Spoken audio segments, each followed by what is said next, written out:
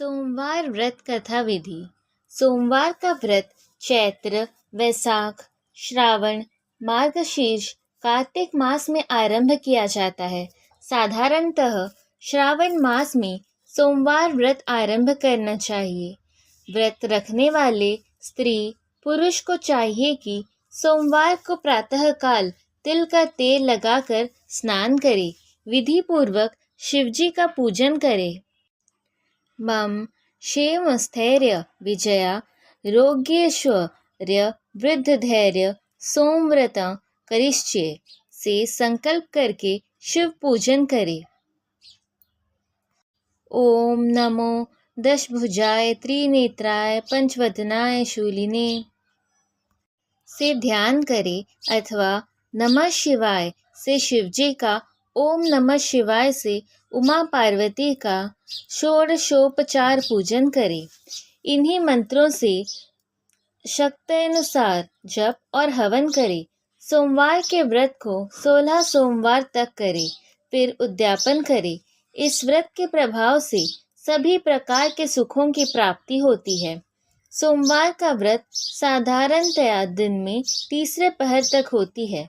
व्रत में फलाहार या पारायण का कोई खास नियम नहीं है, किंतु यह आवश्यक है कि केवल एक ही समय भोजन करना चाहिए। सोमवार के व्रत में भगवान शंकर तथा पार्वती का पूजन करना चाहिए। सोमवार के व्रत 3 प्रकार के हैं। पहला साधारण प्रति सोमवार, दूसरा सौम्य प्रदोष और तीसरा 16 सोमवार। पूजा विधि तीनों की एक ही जैसी है। शिव पूजन के पश्चात कथा सुननी चाहिए।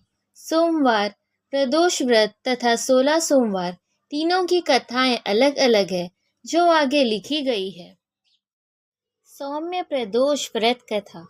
पूर्व काल में एक विधवा ब्राह्मणी प्रत्येक प्रातः ऋषियों की आज्ञा ले अपने पुत्र को साथ लेकर भिक्षा मांगने जाती और संध्या को लौटती। भिक्षा में जो मिलता उससे अपना कार्य चलाती और शिवजी का प्रदोष व्रत भी करती। एक दिन जब वह भिक्षा के लिए अपने पुत्र के साथ जा रही थी, तो मार्ग में उसे विदर्भ देश का राजकुमार मिला। शत्रुओं ने उसे उसकी राजधानी से बाहर निकाल दिया था और उसके पिता को मार दिया था, अतः वह मारा मारा फिर रहा था। ब्राह्मणी उसे अपने साथ ले आई और अपने पुत्र के साथ उसका पालन पोषण करने लगी। एक दिन उन दोनों राजकुमार और ब्राह्मण बालक ने वन में गंधर्व कन्याओं को देखा। ब्राह्मण बालक घर लौट आया, परंतु राजकुमार साथ नहीं आया, क्योंकि वह अंशुमति नाम की गंधर्व कन्या से बातें करने लगा था।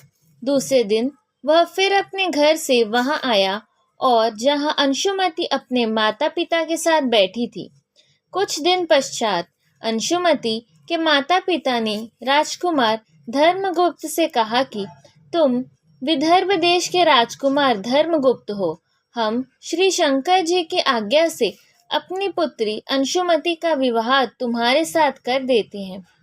राजकुमार धर्मगुप्त का विवाह अंशुमति के साथ हो गया। बाद में राजकुमार ने गंधर्व राज की सेना की सहायता से विदर्भ देश पर अधिकार कर लिया और ब्राह्मणी के पुत्र को अपना मंत्री बना लिया। यथार्थ में वह सब उस ब्राह्मणी के प्रदोष व्रत का फल था। बस उसी समय से यह प्रदोष व्रत संसार में प्रतिष्ठित हुआ।